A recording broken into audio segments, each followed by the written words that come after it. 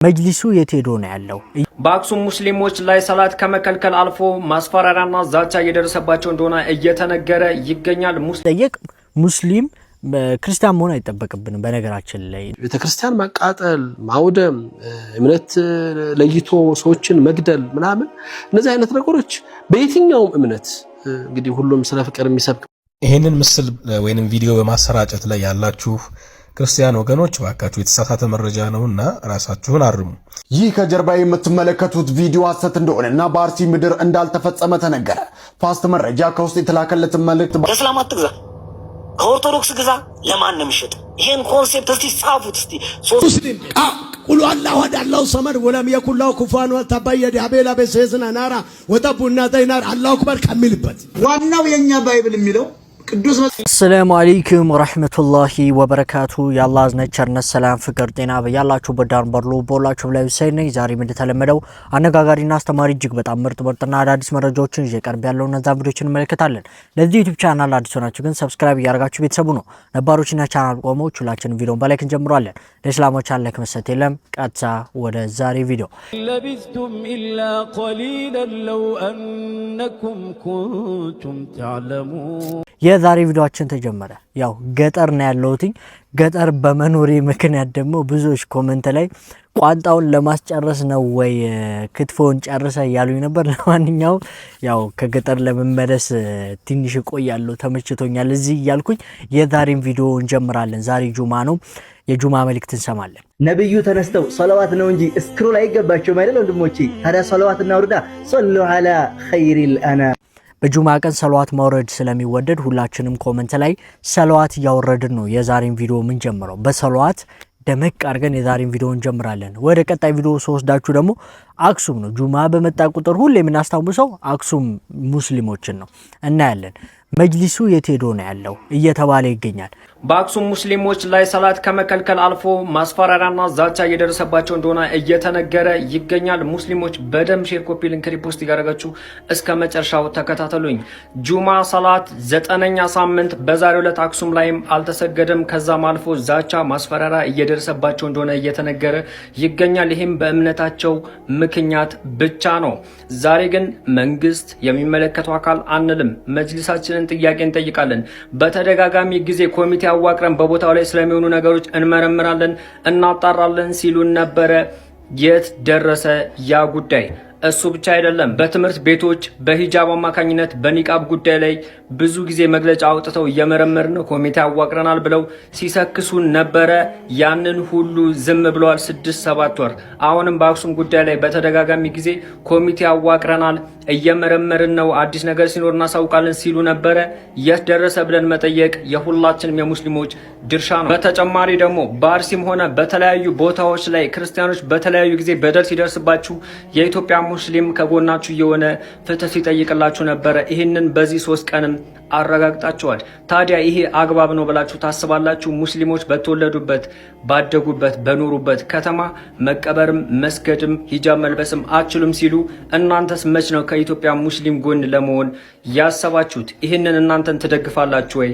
ይሄ ጥያቄ እንድትመልሱልን እንፈልጋለን። ሙስሊሞች መቼም ተስፋ አንቆርጥም። ሁሌም ቢሆን ከሚበደሉት ጎን ቆመን እስከ መጨረሻው ድረስ አጋርነታችንን እናሳያለን።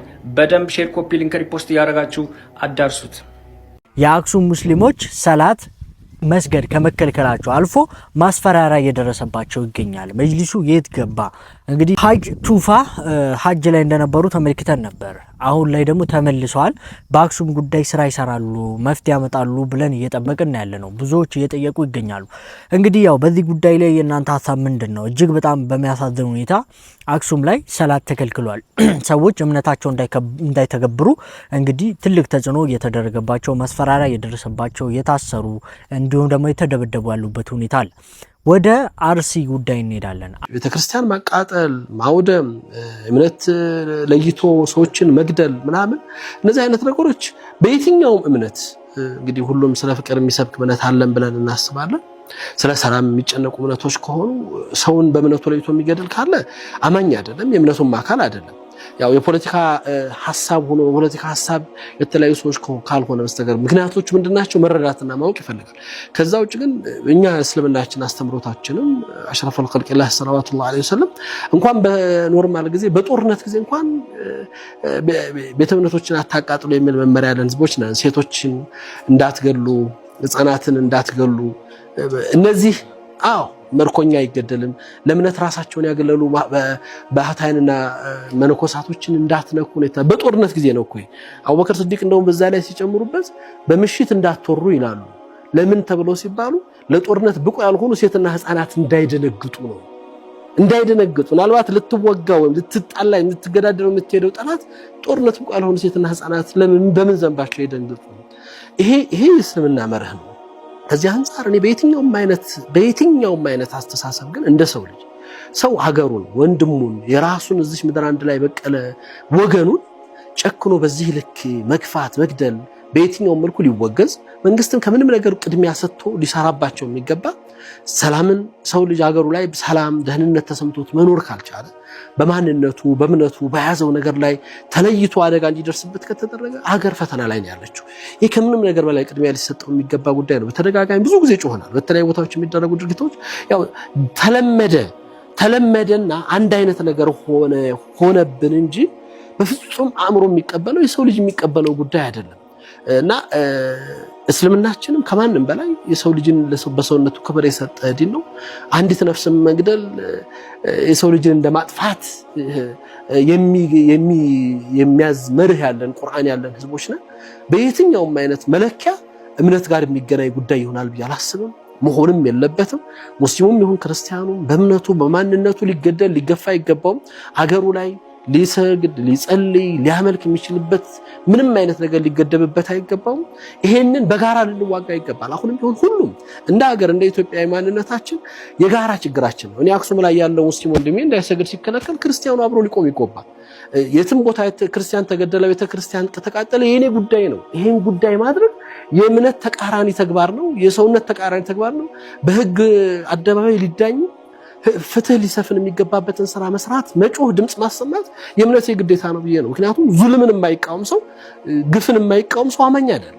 በደል እየደረሰ በደል አቁሙ ማይል ሰው እስልምናችን እንትን አይደለ ነብዩ ሰለላሁ ዐለይሂ ወሰለም በዳይንም ተበዳይንም ተከላከል እኮ ያለ ዲን ነው።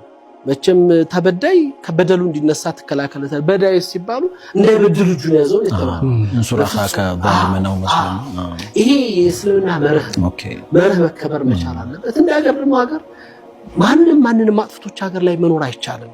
የትም አንሄድም፣ ሀገራችን ነው። የት ይሄዳል ሰው ከሀገሩ? የት ይሄዳል? የትም ቦታ በነፃነት ሰው ሀገር ላይ ሄዶ በነፃነት እየሰራ ሀገሩ ላይ የፈለገበት ቦታ ሄዶ ሰርቶ በእምነቱ በነፃነቱ ተከብሮ ሊኖር የሚገባበት ምድር ላይ ይሄ ሲነፈግ ማየት ሁሉም በጋራ እኩል ሊቆምበት የሚገባ ጉዳይ ነው ብዬ ነው የማምነው። ሁላችንም ካልቆምን በየተራ ማልቀስ ነውና ይሄ የሁሉም ኃላፊነት ነው። የፖለቲካ አመራሩ፣ የመንግስት መዋቅሩ ከምንም ነገር በላይ የሰላምና የጸጥታ ጉዳይ ልዩ ትኩረት ተሰጥቶ ህጋዊ እርምጃዎች ሊወሰዱ ይገባቸዋል። ድርጊቶች በሚፈጸሙበት ቦታ ላይ ማህበረሰብ፣ ከሃይማኖት አባቶች፣ ሀገር ሽማግሌዎች፣ ተጽዕኖ ፈጣሪ ሰዎች ሁሉም ሊቆም ይገባል። እንደዚህ አይነት ነገራቶችን በጋራ በማውገዝ በመቃወም ትናንትና የሚሆነው ሰው ከቀዩ ሲፈናቀል ጎረቤቱ ዝም ብሏል። የሃይማኖት አባቶች ዝም ብለዋል። ለምን ብለው አልጮሁም? ነገም እያለ ይመጣል። ማልቀስ ነው። እዚህ የሆነ ቦታ መቆም አለበት። ያሊቆም ይችላል ደግሞ በጋራ ነው። የሁላችንም ግዴታና ኃላፊነት ነው። ሰሞኑ የኡስታዞች ድምጽ መሆን ላይ ገድለው እንደገና ድምጽ ይሆኑልናል። ይህንን ቪዲዮ የምሰራው ማንንም ለማስደሰት ማንንም ለማስከፋት አይደለም፣ ነገር ግን እውነትን ለመናገር ነው። በመጀመሪያ የሆነ ቦታ ላይ ሙስሊም ሲገደል የፖለቲካ ኢሹ ታደርጉታላችሁ። የሆነ ቦታ ላይ ሌላው አካል ሲገደል ደግሞ የሃይማኖት ጉዳይ ታደርጉታላችሁ። እሱ ብቻ አይደለም፣ አንተ ነህ የገደልከው እያልከኝ ድምጽ ልሆን አልችልም።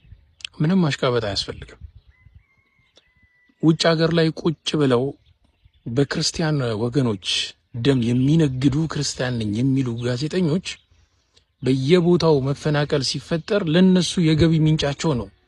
በጎፈንድሚ ዶላራቸውን ስለሚለቃቅሙ ነው።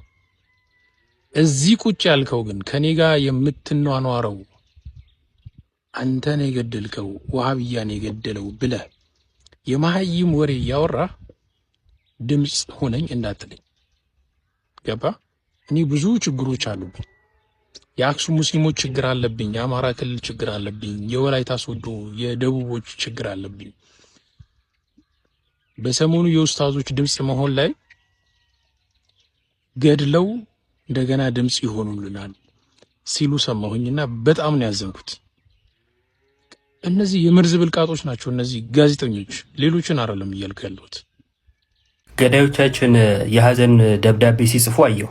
ጊዜ የኛ ነው ብለው ሲፎክሩ የነበሩት ሁሉ በኦርቶዶክስ ወንድሞቻችን ላይ የሚደረገው ነገር ያሳዝናል ብለው ጻፉ። የኛ ቤት መምህራን ዘማሪያን የት ናቸው? ብዙ ቅጥረኛ አላት ቤተክርስቲያኒቷ። ብዙዎቹን ሙስሊሞች በደንብ ሼር አድርጉት። እነሱ ሰብአዊነት ስለተሰማቸው ዲናቸው ስላዘዛቸው የንጹሃን ሞት ይብቃ በማለታቸው ብቻ ምን እየተባሉ እንደሆነ ተመልከቱ። እኛም እንደዚህ አይነት ነገሮችን አንታገስ። ምክንያቱም እኛ በጣም የምንወዳቸው የምናከብራቸው የምንሳሳላቸው ኡስታዞቻችን ናቸው። በቅርብ ጊዜያት ብቻ በኢትዮጵያ ውስጥ በርካታ ቦታዎች ላይ በሙስሊሞች ላይ የተደረገውን ነገር ሁላችሁም ጠንቅቃችሁ ታውቃላችሁ። እንዲያውም ሙስሊሙ ሲበደል ድምፅ ለመሆን ዜና የሰሩ ወንድሞችን እንኳን እየተሯሯጣችሁ ቪዲዮዎቻችሁን ስታስጠፏቸው ነበር። የሚበጀው በጋራ መፍትሄ መፈለግ ነው። ችግር ሲፈጠር አንድ መሆን ነው። ነገር ግን ሁሉም ቦታ ቁስል እንዳለ፣ ሁሉም ቦታ ህመም እንዳለ ልንረዳ ይገባል። እኛ ስንበደል ማንም ላይ ጣታችንን አልቀሰርንም ፍትህ ከመጠየቅ ውጭ። የማንንም የእምነት መሪ የማንንም የሃይማኖት አባት ስም አላነሳንም። ምን አይነት አስነዋሪ ድርጊት ነው እየሆነ ያለው? ሰዎች ተበደሉ ብለው ድምፅ ስላሰሙ ብቻ እነሱ ላይ ይሄን ያክል ውርጅብኝ መውረድ ምን ይሉታል? እነሱ የእኛን ሙገሳን ፈልገው አይደለም ይሄን ያደረጉት። ዲናቸው እስልምናቸው የሚያዛቸውን እንጂ ሙስሊሞች ሲገደሉ እናንተና ናቸው የገደሉት አላልንም። ነፍስ መጥፋት የለበትም እንጂ እኛ ድሮም ወደፊቱም አሁንም ማንኛውም እምነት ማንኛውም ብሔር ሲበደል ድምፅ እንሆናለን፣ ከተበዳይ ጎን እንቆማለን። ይህን ያዘዘን ዲነል ኢስላም ነው። ታዲያ ኡስታዞች ድምፅ ስለመሆኑ ንጹሃኖች መገደል የለባቸውም አስቸኳይ እርምጃ ይወሰድልን ስላሉ ብቻ እነሱ ላይ እጅግ ልንቀበለው የማንችለውን ታፔላ መለጠፍ ይቁም። እንደዚህ አይነት ነገሮች ለማንም አይበጁም። አሁንም ቢሆን በየትኛውም ስፍራ ለሚገደሉ ንጹሃን ሁሉ ፍትህ እንጠይቃለን። በደንብ ሼር ይደረግ። አርሲ ላይ ደግሞ ስለተደረገው ጉዳይ ሁሉም እየተናገረ ይገኛል። አርሲ የተደረገው ድርጊት ትክክል አይደለም። በጣም ያሳዝናል። በጣም አዝኛለሁ። ሁላችሁም እንደተጎዳችሁ እርግጠኛ ነኝ። ለሁላችንም መጽናናት ይስጠን። ቪዲዮዎችን ታዋቂ ኢንፍሉዌንሰሮች፣ ኡስታዞቻችን፣ ሙስሊም ቲክቶከሮች፣ ታዋቂዎች ሁሉም ቪዲዮ እየሰሩ ነው ያሉት።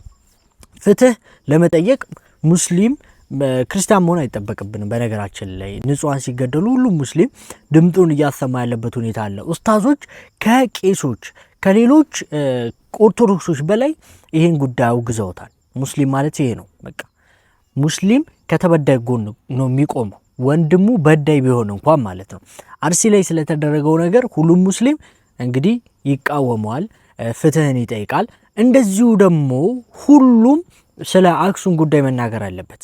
የአክሱም ጉዳይም ደግሞ ኦርቶዶክሶች ሙስሊም መሆን አይጠበቅባቸውም ፍትህ ለመጠየቅ ከአክሱም ሙስሊሞች ጎን ለመቆም እና ደግሞ ሰሞኑን በጣም የውሸት መረጃዎች ሲሰራጩ ነበር ከዋሃብያ ጋር ተያይዞ።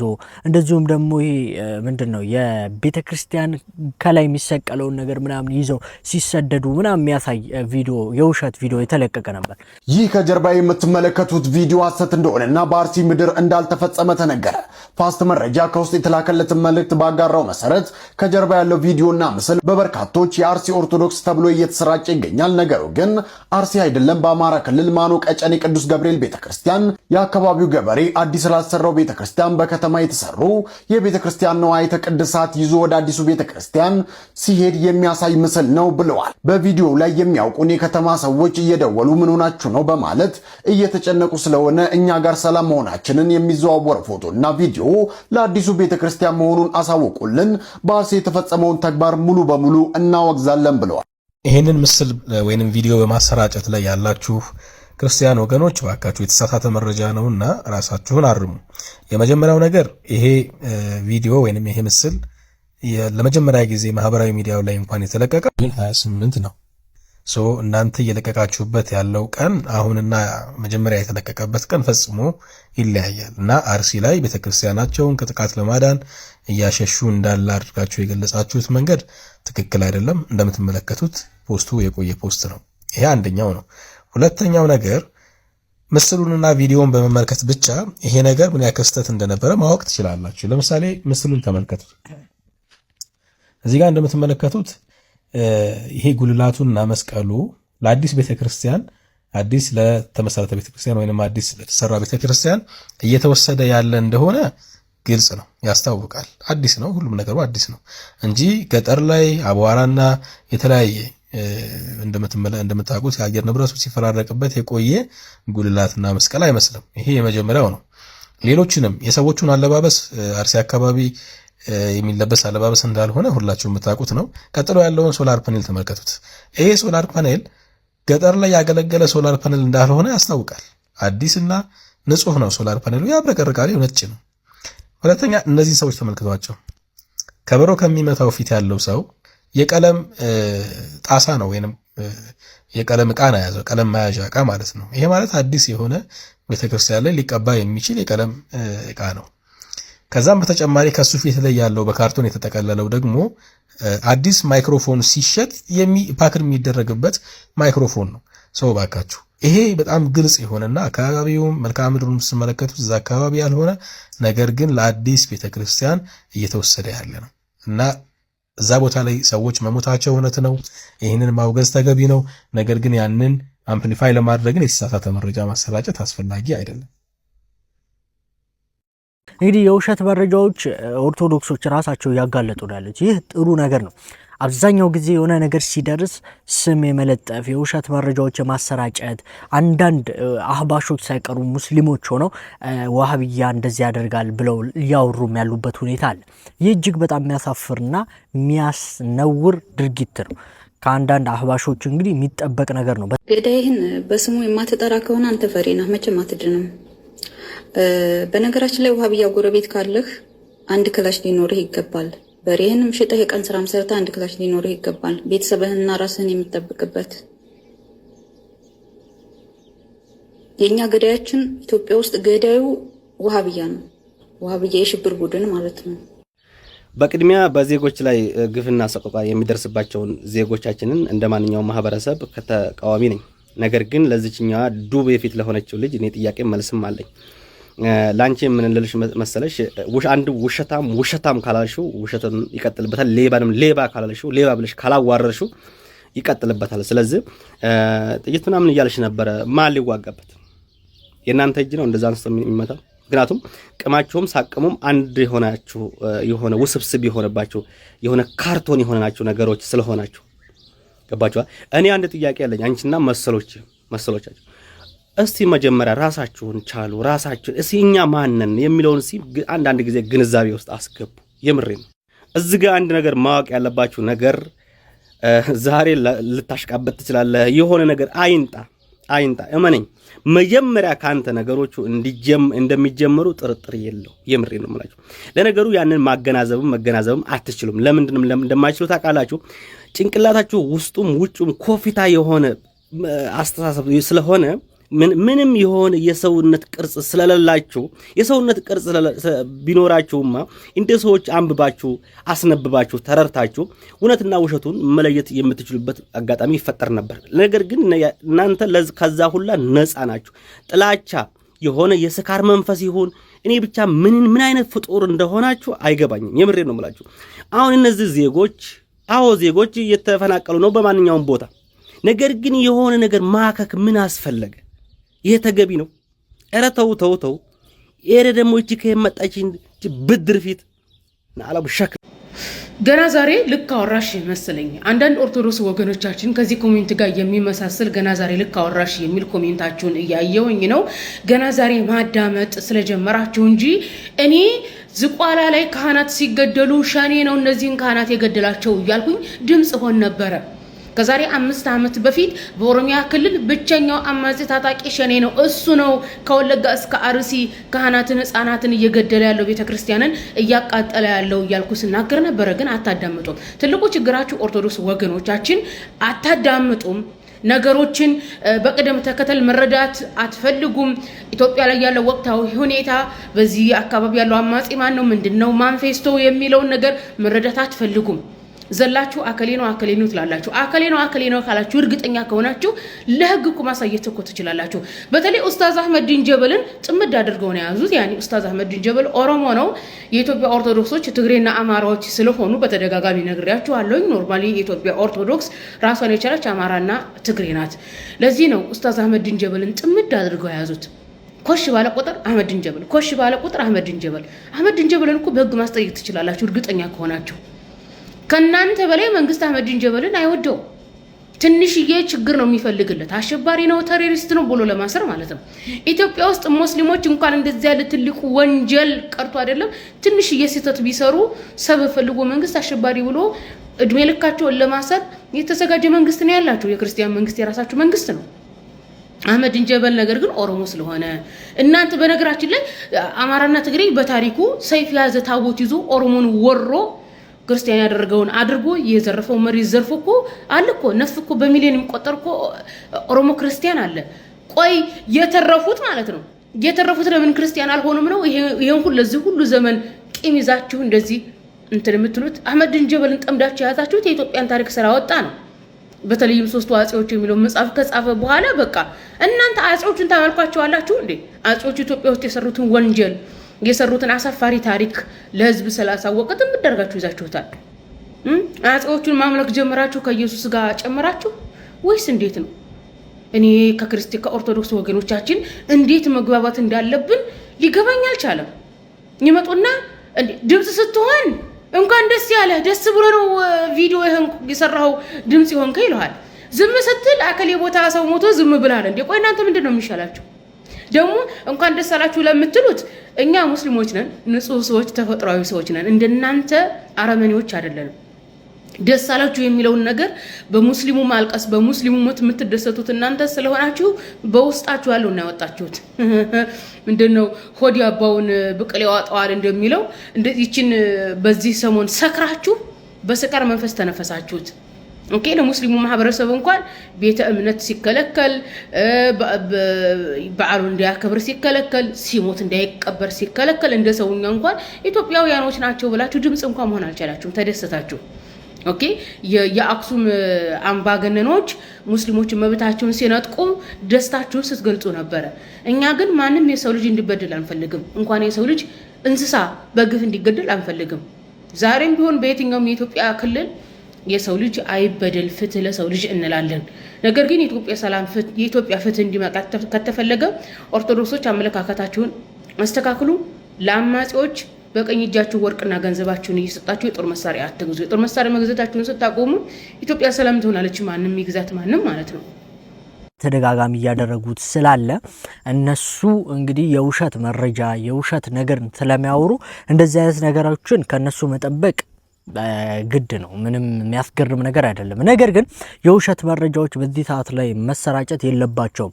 በሞቱ ሰዎች በተገደሉ ሰዎች ላይ ውሸትን መቅጠፍ ደማቸውን እንግዲህ ማርከስ ነው ውሸት መናገር ማለት። ስለዚህ ሁሉም ኢትዮጵያዊ ይህንን ጉዳይ አስመልክቶ ፍትህ ሊጠይቅ ይገባል። መፍትሄ እንዲገኝ ማድረግ አለበት።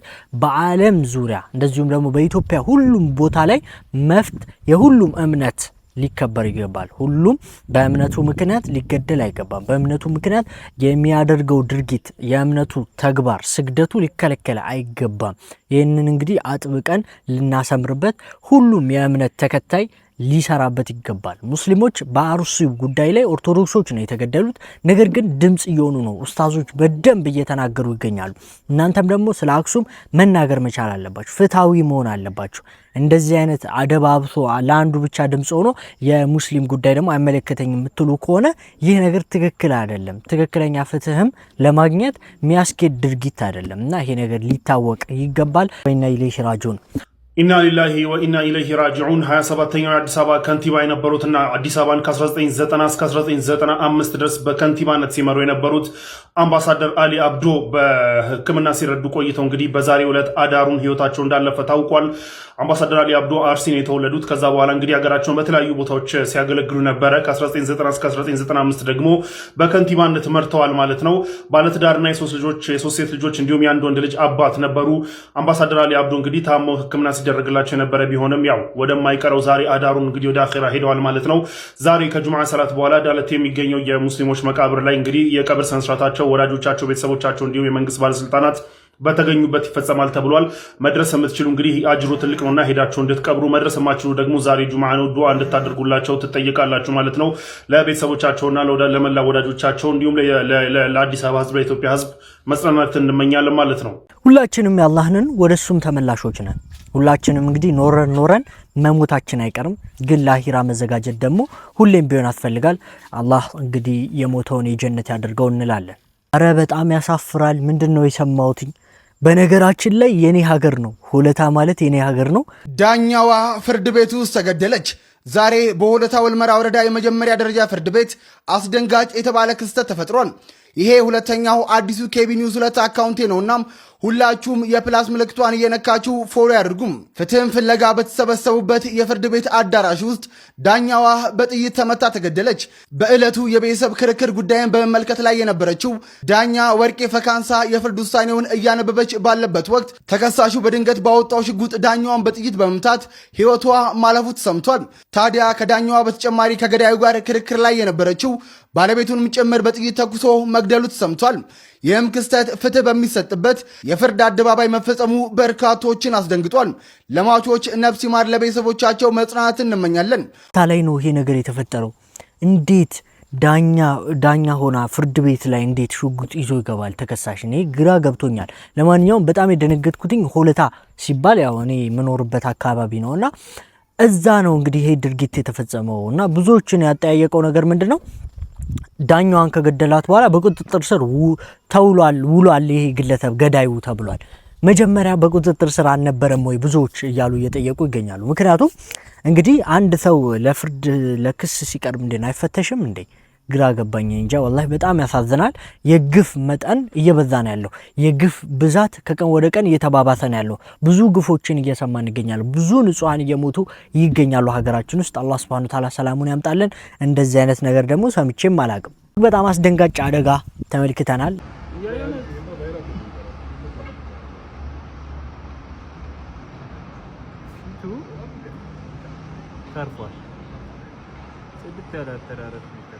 ነገር ግን ማንም ሳለመሞቱ ደስ ይላል። ማሻአላህ በተደጋጋሚ እንደዚህ አይነት መኪኖች ወደ ሀገር ቤት ምናምን ሲገቡ እንደዚህ አይነት አደጋዎች ይደርሳሉ። እኔ ወደ ሀገር ቤት ስመጣ እንኳን 2 ተገልብጠው ነበር። ነገር ግን ደስ በሚል ሁኔታ ብዙ ሰው አልሞተም። አንድ ህጻን ልጅ እንደሞተ ግን ሰምቻለሁ ለአረፋ ስንመጣ ጊዜ። ለማንኛውም የመኪና አደጋ በጣም እየተባባሰ ይገኛል። አላህ Subhanahu Ta'ala ወጥቶ ከመቅረት አላህ ይጠብቀን እላለሁኝ። አላህ Subhanahu Ta'ala በሸሃዳ በዲን ላይ በሰላም ሀያታችን ረጅም ሆኖ ምንኖር አላህ አድርገን። ተፈኩር ሰዓት ላይ ደርሰናል።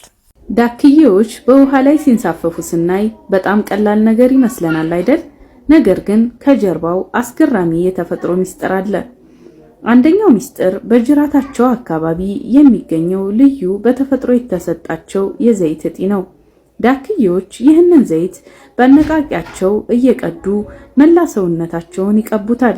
ይህ ደግሞ ላባዎቻቸው በፍጹም ውሃ እንዳይስቡ ያደርጋል። ሁለተኛውና ዋናው ሚስጥር ግን የላባዎቻቸው አወቃቀር ነው።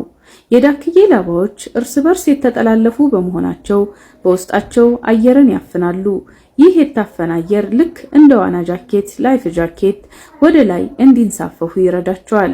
ይብለጥ የሚገርመው ደግሞ አጥንቶቻቸው በውስጣቸው ባዶና በጣም ቀላል ናቸው። እግሮቻቸውም በበረዶ ውሃ ውስጥ እንኳን የማይቀዘቅዝ ልዩ የደም ዝውውር አላቸው። በሚቀጥለው ጊዜ ዳክዬ ስታዩ ዝም ብለው እየዋኙ ሳይሆን የተፈጥሮን ድንቅ ምህንድስና የፈጣሪን ስራ እያሳዩን መሆኑን አስታውሱ። ቪዲዮዎቼ ከተመቿችሁ ላይክ እና ፎሎ ማድረጋችሁን እንዳትረሱ። በቀጣይ ስለ የትኛው እንስሳ ማወቅ ትፈልጋላችሁ? ኮሜንት ላይ አስቀምጡልኝ። ሰላም አለይኩም። እንግዲህ በየቀኑ አዳዲስ እንስሳዎችን እየተመለከትን እንገኛለን። ሱብሃንአላህ ያለን እንግዲህ በየቀኑ አዳዲስ እንስሳዎችን እየተመለከትን በአላህ ስራም እንገረማለን፣ አዳዲስ እውቀትም እንቀስማለን። ውዱ ረስቶ የሰገደ ሰው ሶላተ ኢላ ቢጧሃራ ብለዋል ረሱል። ያለ ጧሃራ ሶላት የለም እና ረስቶም ቢሆን አውቆም ቢሆን ያለ ጧሃራ መሰገዱ ከተረጋገጠ ግድ መመለስ አለበት ማለት ነው። እዛው ጋር ተያያዥነት ያለው ልብስ ላይ ነጃሳ ያለ ረስቶ የሰገደ ሰው መድገም አለበት ወይ? አዎ የነጃሳው የልብስ ላይ ረስቶ ከሆነ ያው ነጃሳው ደግሞ ብዙ ካልሆነ ትንሽ ማጠራጣሪ ነገር ከሆነ ችግር የለውም እና ተዛኛው ይለያል። ይሄ ማለት ነው ነጃሳ ልብሱ ላይ ወይም ሰውነቱ ላይ የሆነ ነገር ነክቶት ነበር፣ ረሳ፣ ሰገደ። ከዛ በኋላ መመለሱ ግዴታ አይደለም። ለጥንቃቄ ብሎ ከመለሰው ምንም ችግር የለውም። ጥያቄ የብዙዎቻችን ጥያቄ እንደሚሆን ተስፋ አደርጋለሁ። እኔም ጥያቄ የሚሆንብኝ ነገር ነበርና ጥሩ ምላሽ እንዳገኛችሁ ተስፋ አደርጋለሁ። እንግዲህ አልተውም ብለውናል እነዚህ ፕሮቴስታንቶች፣ ዛሬም በእስልምና ስም እየነገዱ ይገኛሉ። ሙስሊም ቁሉ አላሁ አሐድ አላሁ ሰመድ ወለም የኩን ለሁ ኩፉወን አሐድ ተበየደ አቤላ በሰይዝና ናራ ወጠቡና ዘይናር አላሁ አክበር ከሚልበት እንግዲህ የጀመረውን ቁርአንና የጨረሰውን አይታችኋል ብዬ አስባለሁ። በጣም አስቂኝ ነገር እየሰሩ ይገኛሉ። ሁሌም ግን እንደተዋረዱ ሁሌም ቢሆን እንግዲህ ድራማቸውን እንኳን በስነ ስርዓት አጥንተው እንደማይጀምሩ እንደማይተገብሩ እንደሚሰሩ ድራማ ይታወቃል። ነገር ግን ወደ እስልምና ሁሌ ይጠጋሉ። እስልምና ላይ መለጠፍ ይወዳሉ። ምክንያቱም እስልምና እውነተኛ ሃይማኖት ስለሆነ ማለት ነው። በተደጋጋሚ እንደዚህ አይነት ነገሮች የሚሰራው አንድ ሰው ከኢስላም ወጣ ማለት ትልቅ ነገር ነው ለነሱ። ምክንያቱም እስልምና ማለት በጣም ፐርፌክት የሆነ በማስረጃ የሚያምን ሁሉ ነገሩ እውነት ቁርአን ላይ ምንም አይነት ስህተት ያልተገኘበት የአላህ Subhanahu Ta'ala ቃል እንደሆነ መጠን አንድ ሰው ከእስልምና ወጣ ሲባል በጣም ትልቅ አድርገው ስለሚያዩት ነው እንደዚህ አይነት ድራማዎችን የሚሰሩት። አንዷ ሴት ከክርስትና ወደ እስልምና መጣለች። ሙስሊም ብትሆኚ ደስ ይለኛል፣ እንደዚህ ነው ያለኝ። ሙስሊም ብትሆኚ ደስ ይለኛል ግን አምነሽበት አንብበሽ ተረድተሽ እንድትገቢ ነው የምፈልገው። ዝም ብለሽ ለኔ ብለሽ አይደለም። ሶ የሚወለዱት ልጆች ግን በኔ እምነት እንዲሆኑ ነው የምፈልገው አለ። በዛ ተስማማን። ምንም ድግስ የለ፣ መልስ የለ፣ ቅልቅል የለ፣ ምን የለ። ቀለበት ገዛልኝ እናቴ፣ ጓደኞቼ፣ እናቴ ጓደኛ ምናምን ተገኙ። የሱ ቤተሰብ ቀለበት አደረግን። ኒካ ሄደን ደግሞ አሰርን ሼክ መስጊድ። በከኛ ጋር ብቻ ያቺ ናት ማለት አቅሙም የለንም ለመደገስ እውነቱን ለመናገር። በዛም ኢንቫይሮመንት ውስጥ ቢኖረንም አቅሙ መደገስ አንችልም። አስቢ ብጥብጥ ነው የሚፈጠረው። ብጠራም ከኔ ወገን የሚመጣልኝ የለም። ከሱም ወገን ደግሞ 2 3 4 ሰዎች ናቸው ወይ በዛ ቢባሉ ሌሎች ጓደኞቹ ካሉ ነው። ስለዚህ ድግስም አላሰብንም። ስለ ህይወቱም ስለመቀጠልና ብዙ እቃዎች ስለነበሩት የራሱ ሬስቶራንት ስለመክፈት ነበር ስናስብ የነበረው። ተጋባን። ወደ 6 ወር ያህል ቁጭ ብያለሁ ቤት ውስጥ። ስራ የለም ነበረ። ኦሬዲ መስራትም አልችልም። እያነበብኩ ነበረ። ስለ እምነት ማንበብ ጀመርኩ። ማውቅ እፈልጋለሁ ማለት የሆነ ነገር በድፍንጭ ጥላቻ ከመጥራት የትኛውም እምነት ይሁን የትኛውም ሰው ዝም ብዬ ሳላውቀው ከምጠላው መጀመሪያ ባውቀው ይሻለኛል። ሰው ማንበብ ጀመርኩኝ። ወደ 6 ወር ያህል ለሷ እስከሚነገራት ድረስ ከተጋባን በኋላ አነበብኩ። የምጠይቀውን ጥያቄ ጠየቅኩኝ። ጊዜ ፈጀብኝ። ሃይማኖት የሌለሽ ሰው ሆንኩኝ። የሆነ ሰዓት ላይ የምንም እምነት ተከታይ አልነበርኩ። ምንም እምነት የሌለው ሰዓት ያለሽ ተወዛገብኩኝ። ገዛ አሁንም ደግሞ ማንበብ ቀጠልኩኝ። አያልቅም። አንዴ እንኳን ለምታነቢው እያልኩ የሆነ ሰዓት ላይ የሆነ ደረጃ ላይ ስደርስ እኛም ወደ ስራው ዓለም ገባን። ከዛ በቃ ከወሰንኩኝ በኋላ አሁን ሙስሊም መሆን ፈልጋለሁ። አንዲት ቀን ሁኚ ብሎ አስገድዶኝ አላህ በሚያውቀው ነግሮኝ ስለ ሶላት ራሱ ከሙስሊም ሆንኩ በኋላ ራሱ ጊዜ የለውም ነበር። ስለ ሶላት ራሱ እንዴት እንደሚሰገድ ራሱ አሳይቶኝ አያውቅም። ራሴ ነኝ በዩቲዩብ የተማርኩትኝና አንድ ሰው አግዞኝ ነበር የሱ ዘመድ። ከዛ በቃ ወደ እምነት ውስጥ ገባሁኝ። አስቢው የምትታወቀው መቅደስ አንድ ቀን ለሙከራ ሂጃብ አድርጌ ስወጣ ብዙ ሰው ነው የደነገጠው። የሆነ ነገር የሚያስፈራ ነገር ያዩ እስከሚመስል ድረስ። ይቺ ሴት እንግዲህ ሁለተኛ ሚስት ሆና ነው እንግዲህ የገባችው። ብዙዎች በተደጋጋሚ ሲሰድቧት፣ በተደጋጋሚ በእስልምና በመቀበሏ ምክንያት ሲያንቋሽሿት፣ እንደዚሁም ደግሞ እስልምና ለምን ተቀበሽ እያሉ በተደጋጋሚ እንግዲህ ያው መጥፎ ነገርን ሲዘሩባት ነበር። እሷ ግን አልহামዱሊላህ እንግዲህ ሙስሊም ሆናለች። አላህ በእስልምና ላይ ያጽናትኝ ይላልኝ። እስልምናን አስመልክቶና እንደዚሁም ደግሞ ጂሃድ ወይም ደግሞ ሌሎችን መግደልን አስመልክቶ የተባለውን ነገር እንሰማለን። ከእስላም አትግዛ፣ ከኦርቶዶክስ ግዛ። ለማንም ሽጥ። ይሄን ኮንሴፕት እስቲ ጻፉት። እስቲ 373 ትበሉ። ምን ብላችሁ ትጽፋላችሁ በኮሜንት? ከኦርቶዶክስ ግዛ፣ ለማንም ሽጥ።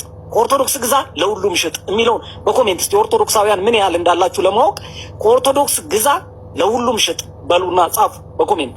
በመጀመሪያ ደረጃ እኛ አረቄ አንሸጥም፣ ጠላም የለንም፣ የአሳማ ስጋም አንሸጥም። ስለዚህ ከጅምሩ ከኛ መገዛው ምንም ነገር የለም፣ አያሳስብም። ዋናው የኛ ባይብል የሚለው ቅዱስ መጽሐፋችን ጠላትህን አሳዳ አንገቱን ቁረጠው ከነ ልጁ አጥፋና ቅበረው አቃጥለው ይላል። መጽሐፈ ቁልቁሎ ምዕራፍ 12 ከቁጥር 24 ጀምሮ ስናነብ እሱን ነው ያየው። ቅዱስ ቀልድ ነው፣ ግን የተናገረው ነገር በሙሉ ባይብል ላይ እንዳለ ስንቶቻችሁ ታውቃላችሁ? ተመልከቱ። መዝሙረ ዳዊት ምዕራፍ 137 ቁጥር 9 ላይ ሕፃናቶችሽን ይዞ በአለት ላይ የሚተፈጠፍጣቸው የተመሰገነ ይሁን ይላል። ሕፃናትን አለት ላይ የሚያስፈጠፍጥ ወይም እንዲፈጠፈጥ የሚያደርግ ማለት ነው። ያንን ማድረግ የሚያስመሰግን እንደሆነ ይናገራል። መግደልን አስመልክቶ አንደኛ ሳሙኤል ምዕራፍ 15 ቁጥር 3 ላይ አሁንም ሂድና አማሌቅ ምታ፣ ያላቸውን ሁሉ ፈጽመህ አጥፋ፣ አትማራቸውም፣ ወንድና ሴቱን፣ ብላቴናውን፣ ሕፃኑን፣ በሬውን፣ በጉን፣ ግመሉን፣ አህያውን ግደል ብሎ ያስቀምጣል። ማን? እግዚአብሔር ማለት ነው። ማቃጠልን አስመልክቶ ተመሳሳይ ነው። ኢያሱ ምዕራፍ 6 ቁጥር 24 ላይ ከተማይቱን በእርሷም የነበረውን ሁሉ በእሳት አቃጥሏል። በእሳት አቃጥሎ ብሎ ያስቀምጣል ማለት ነው። ስለዚህ የተናገረው ነገር ሁሉ መጽሐፈ ቁልቁል ምናምን ብሎ ለመቀለድ ሞክሯል፣ ግን የተናገረው ነገር በሙሉ ትክክል ነው። መጽሐፉ ላይ ያለውን ነገር መጽሐፍ ቅዱሳቸውን በደንብ አያነቡም። ነገር ግን ቁርአንን ሳያውቁ እስልምናን ሳያውቁ በተደጋጋሚ ሙስሊሞች ገዳይ እንደሆኑ ሙስሊሞች ጨፍጫፊ እንደሆኑ አድርገው ለማውራት ይሞክራሉ። ነገር ግን መጽሐፍ ቅዱሳችሁን ክፈቱና አንብቡት፣ ዝም ብላችሁ ይዛችሁ አትዙሩ የሚል መልእክት ደግሞ ከሙስሊሞች እየተላለፈላቸው ይገኛል። ወደ ውጭ መረጃዎች እንሄዳለን።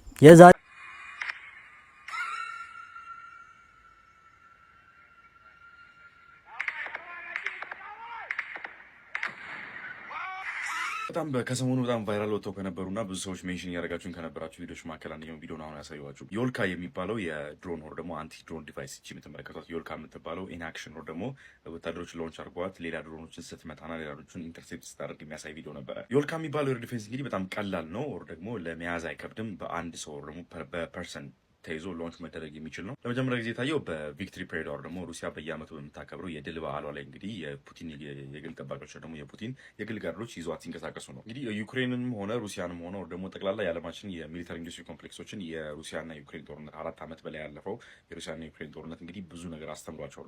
ብዙ የተለያዩ ዲፌንሶችን እንዲያመጡ፣ ኦፌንሶችን እንዲያመጡ ብዙ ነገር አስተምሯቸዋል። ሩሲያ እንግዲህ የተማረችባቸው ደግሞ አንደኛው ነገር ድሮኖችን ኢንተርሴፕት ማድረግ ደግሞ ድሮኖችን አየር ላይ መምታት የሚችሉበት እንደነዚህ አይነት በጣም ቺፕ የሆኑ ማቴሪያሎችን ነው። በጣም በከፍታ ስለሚበሩ ድሮኖች የሪኮነሳንስን በሏቸው አታክ ድሮኖችን በሏቸው በጣም በከፍታ ላይ ስለሚበሩ በነፍስ ወከፍ በአንድ ሰው በያዘው ጥይት መምታት አይችልም። ብዙ ጊዜ የሚያስፈልጓቸው እነዚህ ለመምታት ወይ አየር መቃወሚያዎች ናቸው ወር ደግሞ እንደዚህ ሌላ ድሮኖች ናቸው የሚያስፈልጓቸው። ፊት የነበሩት አየር መቃወሚያዎችና ድሮኖች በጣም ኤክስፔንሲቭ ናቸው። ስለዚህ ለሩሲያ ወደ ኪሳራ ነበር የሚወስዷት። ይሄ ግን እስከ $500 ድረስ ሊያወጣ ይችላል። በቃ ማክሲመም $500 ነው የሚያወጡበት ለዚህ ማለት ነው። 1 ኪሎ ከግማሽ ነው ይመዝናል የተባለው። በጣም ቀላል ነው። ላዩ ላይ ምንም አይነት ፈንጂ የለውም፣ ዋርሄድ የለውም። የሚሰራው ስራ ሄዶ ድሮኖቹን መምታት ነው። ከነሱ ጋር ሄዶ መጋጨት ነው በቃ ስራው። ፈንጂ የለውም፣ ዋርሄድ የለውም፣ ኤክስፕሎሲቭ የለውም። ምናልባት እንኳን ወደ መሬት ቢወድቅ አይፈነዳም፣ ጀስት ዲስኢንቴግሬት የሚያደርገው። ምክንያቱም ደግሞ ከሚበሩ ድሮኖች ፍጥነት እንዲበልጥ ተደርጎ የተሰራው እስከ 250 ኪሎ ሜትር በሰዓት ድረስ መወንጨፍ ወደ መብረር ይችላል። 3 ኪሎ ሜትር ድረስ ሬንጅ አለው እና ይሄ ፋየር ኤንድ ፍርጌት ወር ደግሞ ተኩሳችሁ ከምትረሷቸው አይነት መሳሪያዎች መካከል ሚኒሽኖች መካከል የሚቀመጥ ነው። ፋየር ኤንድ ፍርጌት ማለት ነው እናንተ ከተኮሳችሁ በኋላ የእናንተን ጋይዳንስ እና የእናንተን መምራት የእናንተን አመራር አይፈልግም። ሄዶ ታርጌት መምታት ይችላል ራሱ። አድቫንስ የሆነ ኤአይ ሲስተም እና አድቫንስ የሆነ ታርጌቲንግ ሲስተም ይጠቀማል ያው ላይ ማለት ነው። በቪዥዋል ኦፕቲክ የኤአይ ሲስተም ነው የሚጠቀመው። ኦፕቲክ ታርጌቲንግ ሲስተም ነው የሚጠቀመው። የሚበረውን ድሮን ከተመለከተ በኋላ ራሱ ሄዶ ከድሮኑ ጋር ይጋጭና ድሮኑ ያከሽፏል ሙሉ ማለት። ስለዚህ እናንተ በመቶ ሺዎች ዶላር የሚቆጠር ድሮን ወደ እናንተ ክልል ሲመጣ እናንተ $500 በማትሞላ ሰው በሚይዛት እንዲበጃችሁ ሎንች በምታደርጓት ተቃውሙታላችሁ ማለት ነው። ከተወሰኑ ሳምንታት በኋላ የሚካሄደው የዓለም ዋንጫ እንግዲህ በጦር ጀቶች ሳይቀር አጀባ እንደሚደረግለት መረጃዎች ወጡ ነው የሚገኙት። ጦር ጀት ሲባል አለው በቃ ሁሌ። ዓለም ዋንጫ በሚካሄድበት ሰዓት ላይ የአሜሪካና የካናዳ እንደዚሁም ደግሞ የሜክሲኮ ኤርፎርሶች ወይም ደግሞ አየር ኃይሎች በተጠንቀቅ አየሩን እንደሚጠብቁና አየሩን ፕሮቴክት እንደሚያደርጉ ተነግሯል። ኖራድ ወይም ደግሞ ኖርዝ አሜሪካን ኤሮስፔስ ዲፌንስ ነው እንግዲህ ይህንን ጉዳይ እንዲጠብቅ ኃላፊነት የተሰጠው። በቫንኩቨር በቶሮንቶና በተለያዩ በ16 የሚሆኑት ዓለም ዋንጫው በሚካሄድባቸው ከተሞች ላይ እንግዲህ የተለያዩ አየር ላይ የሚካሄዱ ትርኢቶችን፣ አየር ላይ የሚካሄዱ ጥበቃዎችን፣ አየር ላይ የሚካሄዱ ፓትሮሎችን ያደርጋል ተብሏል። በተጨማሪ በሚመጣው ጁን 8 ላይ እንግዲህ አየር ላይ ድሪል ይካሄዳል። በማሆን ደግሞ አየር ላይ ልምምድ ይደረጋል ተብሏል። በቶሮንቶ የምትኖሩ ሰዎች እንዳትደናገጡ የሚል ምልክት ነው ያስተላለፉት። ይህም 2 CF-18 የተባሉት ደግሞ F-18 በአሜሪካዎቹ ካየናቸው CF የተባለው የካናዳ ስለሆነ CF የተባሉና 2 CF-18 የተባሉ የጦር ጀቶች እንግዲህ አየር ላይ የሚመጣ ትሬት ነው ደግሞ አየር ላይ የሚመጣ አደጋን ኢንተርሴፕት ለማድረግ ትሬኒንግ ያደርጋሉ ተብሏል። የሚሆነው እንዴት ነው? ትንሽ አውሮፕላን ወደ አየር ክልል ትገባለች። እሷን አውሮፕላን ኤስኮርት አድርገው ለማሳረፍ የሚያደርጉት ልምምድ ነው ማለት ነው። ከዚህም በተጨማሪ የተለያዩ ድሮኖችም ሆነ የተለያዩ አየር ላይ የሚደረጉ ጥቃቶችና አየር ላይ የሚደረጉ የመሰለልም ሆነ ብቻ ኤኒ ካይንድ ኦፍ ጥቃቶችን ለመመከት ተዘጋጅተናል ብለዋል። ይህ በታሪክ ለመጀመሪያው ጊዜ ሊሆን ነው ማለት ነው። በጦር ጀቶች የታጀበና በጦር ጀቶች ሴኩሪቲ የሚጠበቅ የዓለም ዋንጫ። ለማን ነው እናንተ ዓለም ዋንጫ የምትደግፉት? ይህን ቪዲዮ እንግዲህ ይህን ዜና መስማት አለበት ብላችሁ የምታስቡ ሰው ላኩለት። ይመቻችሁ። መልካም ቀን። ቪዲዮ ይህን መስል ነበር። ሳይነበርኩም ቪዲዮ ላይክ፣ ቻናል ሰብስክራይብ አድርጉ። ቪዲዮ መተላሽ አንዳ ሼር አድርጉ። አላህ ብጀን ታገናኘን። ወሰላሙ አለይኩም ወራህመቱላሂ ወበረካቱ።